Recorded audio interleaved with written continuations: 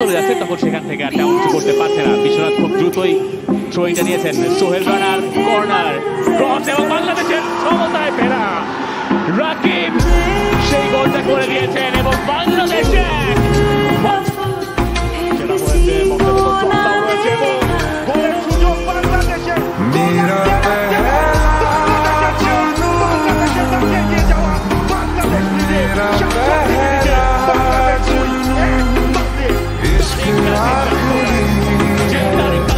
বাংলাদেশ পিছিয়ে পড়েছিল আগের ম্যাচে, সেই তারিক কাদির প্রথমবারের মতো এই সাব চ্যাম্পিয়নশিপে বাংলাদেশকে লিডে দিলেন। বাংলাদেশের সেই কাঙ্ক্ষিত দারুণভাবে বিশ্বনাথ ঘোষ বল দিতেছেন। বিশ্বনাথ ঘোষ দিয়েছেন মোরসালিনকে। সুমন রেজা আছেন বক্সের ভেতরে। মোরসালিন একে কাটিয়ে মোরসালিনের গোল। বাংলাদেশ